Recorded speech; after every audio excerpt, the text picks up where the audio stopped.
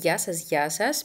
Είναι το πρώτο βίντεο της χρονιάς το 2023. Σας εύχομαι ό,τι καλύτερο και λέω να ξεκινήσουμε δυναμικά με κάποια καινούρια υλικά που θέλω να σας δείξω. Εδώ σας δείχνω το Carbon Gel, το οποίο το πήρα από Adore Nails, νομίζω λέγεται το site, θα σας το γράψω από κάτω. Και από ό,τι βλέπετε αυτό έχει μέσα κάποιες τριχούλες οι οποίες κάνουν αυτό το υλικό πολύ πιο δυνατό, πολύ πιο ενισχυμένο. Κανονικά αυτό το gel στο site το έχουν για κάποιες επιδιορθώσεις. Δεν είναι να χτίζουμε, δεν είναι να κάνουμε από την αρχή, να χτίζουμε από την αρχή τα νύχια. Εγώ όμως είδα ότι αυτά τα νυχάκια που μου ήρθανε ήταν λίγο σε μία φάση που ήθελαν κάτι παραπάνω και γι' αυτό είπαμε με την πελάτησα γιατί όχι, της το πρότεινα, το δέχτηκε και πάμε τώρα να δοκιμάσουμε. Είναι διάφανο αυτό, από ό,τι βλέπετε, έχει μεσαία ρευστότητα, επίσης νομίζω μπορείτε να το καταλάβετε μέσα από το βίντεο. Και αυτές οι τρίχες βέβαια ενοχλούν λίγο, δεν βολεύουν τις περισσότερες φορές. Παρόλα αυτά, χάρη στις τρίχες, το υλικό αυτό γίνεται υπάκουο να το πω.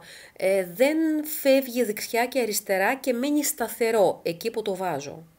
Τοποθετήσαμε τις φόρμες, κανονικά προσθέσαμε το ελεύθερο άκρο και από ό,τι καταλάβατε, έξτρα αφού πολυμερίστηκε όλο το πριν, βάλαμε έξτρα υλικό, έξτρα δεύτερη στρώση, ενισχύσαμε την στρες περιοχή. Από εκεί και πέρα, αφού βγάζουμε τις φόρμες, μπορούμε να συμπληρώσουμε αυτό που έχουμε με την δομή. Εμείς χτίσαμε τώρα το ελεύθερο άκρο και από εδώ και πέρα τη δομή θα τη χτίσουμε με ακριτζέλ. Άπειρες φορές με ρωτάτε αν μπορούμε να συνδυάζουμε υλικά, άπειρες φορές σας απαντάω ότι ναι, μπορούμε και σας το δείχνω και βλέπετε ότι κρατάει, δεν υπάρχει κανένα πρόβλημα. Λοιπόν, δεν σκουπίζουμε, μπορούμε να δουλέψουμε και απάνω στη κολλώδη ουσία που αφήνει το τζέλ. Μπορούμε να σκουπίσουμε, μπορούμε να μην σκουπίζουμε, ό,τι θέλετε κάνετε πραγματικά, δεν υπάρχει κανένα πρόβλημα. Από εκεί και πέρα, από πάνω, είπαμε θα τοποθετήσουμε, θα δουλέψουμε με ακριτζέλ. Εννοείται πως για να έχετε περισσότερη σιγουριά θα πρέπει να το δουλέψετε οτιδήποτε, ό,τι και αν κάνετε ή πάνω στον εαυτό σας ή σε κάποια μοντέλα που έχετε, δεν θα πάτε να κάνετε οτιδήποτε στις πελάτισσες αν δεν είστε σίγουρες.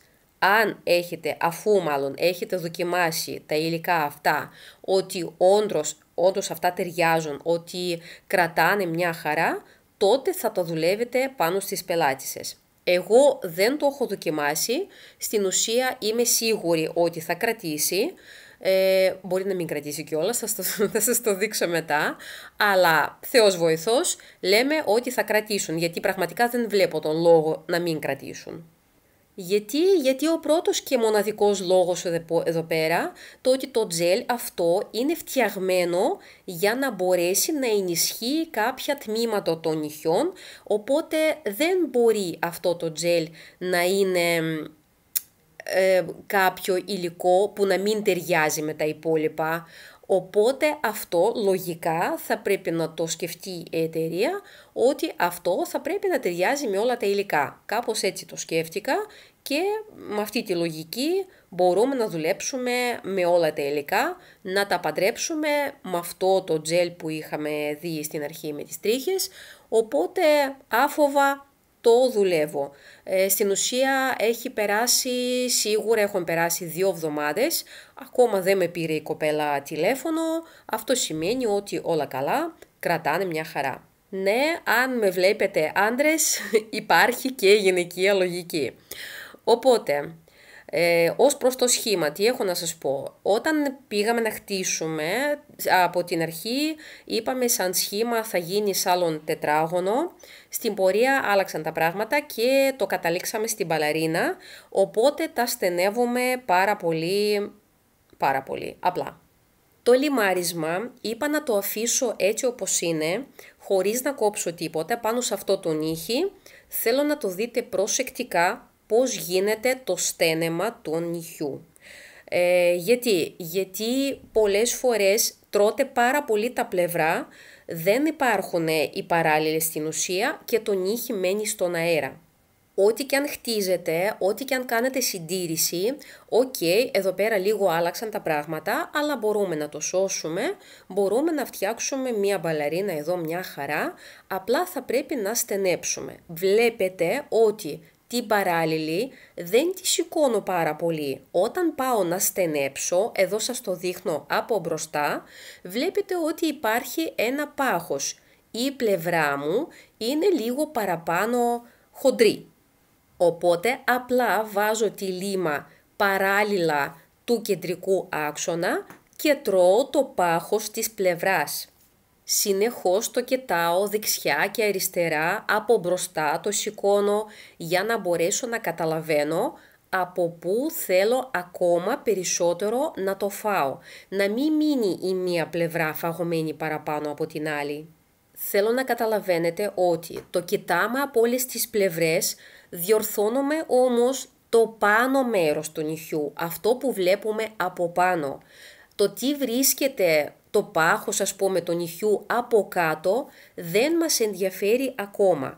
Θα πρέπει να στρώσουμε, θα πρέπει να δουλέψουμε το νύχι, την πάνω καμπύλη του να μπορέσει να είναι ίσιο ως προς το κεντρικό άξονα, ως προς το στένεμα, έτσι όπως το θέλουμε, να έχει την σωστή πορεία και μετά ό,τι βρίσκεται από κάτω θα το μαζέψουμε με φρέζες. Εννοείται πως στη συντήρηση πολλές φορές έχουμε να συμπληρώσουμε το ελεύθερο άκρο, ας πούμε, όταν έχει καθοδική πορεία το νύχι. Εννοείται πως το ελεύθερο άκρο θα έχει ένα πάχος υπερβολικό. Αυτό, κορίτσια, να μην σας τρομάζει, διότι όλο αυτό διορθώνεται μετά. Βλέπετε ότι όταν θέλω να λιμάρω το πλευρό, την πλευρά, βάζω τη λίμα από κάτω και σηκώνω ελαφρώς την πλευρά. Ταυτόχρονα, αφού έχω σηκώσει την πλευρά, ανοίγει μάλλον ένα πάχος παραπάνω από κάτω, το οποίο θα πρέπει να το μαζέψω και πάλι, βλέπετε, φτιάχνω την πάνω καμπύλη, από πάνω τη λίμα, την πηγαίνω έτσι ώστε το νύχι μου, βλέποντάς το από μπροστά, να μου θυμίζει ουράνιο τόξο. Εννοείται εδώ πέρα είπαμε να χτίσουμε σάλον τετράγωνο, που αυτό σημαίνει ότι δεν θα έχει τόση καμπύλη όσοι θα είχε, ας πούμε, ένα τετράγωνο κανονικά χτισμένο, οπότε και η μπαλαρίνα δεν μπορεί να έχει τόση καμπύλη.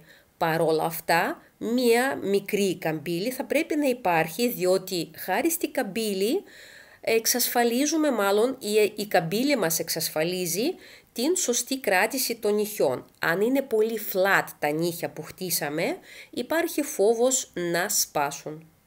Για όσες δεν καταλαβαίνετε την διαφορά, τα σάλον σχήματα είναι αυτά που μοιάζουν περισσότερο με το φυσικό νύχι. Δεν έχουν τόση καμπύλη, παρόλα αυτά πρέπει να υπάρχει κάποια δομή, έτσι ώστε να υπάρχει και σωστή κράτηση, καλή κράτηση.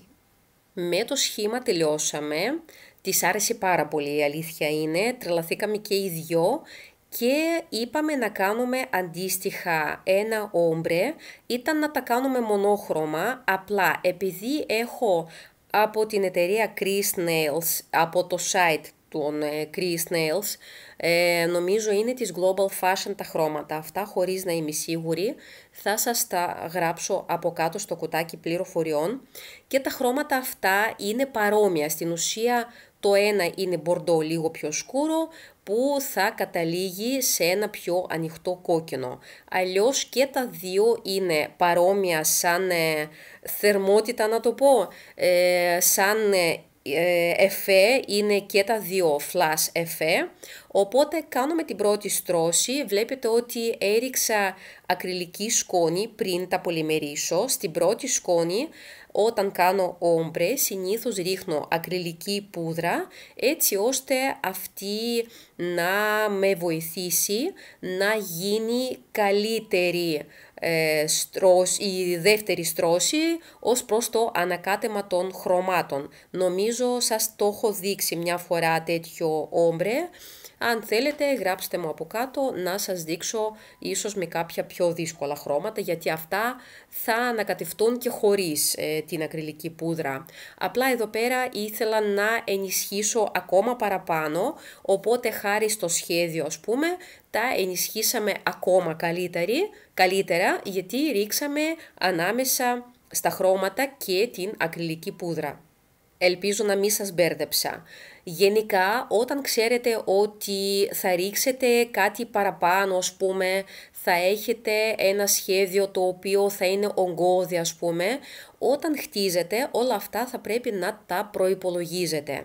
Εδώ, ας πούμε, δεν ήξερα, αλλά εντάξει, σκεφτόμουν να κάνω όμπρε ας πούμε, και ξέροντας ότι μέσα στο όμπρε χρησιμοποιώ ακριλική πούδρα, δεν χρειαζόταν να βάλω και περίσσιο υλικό.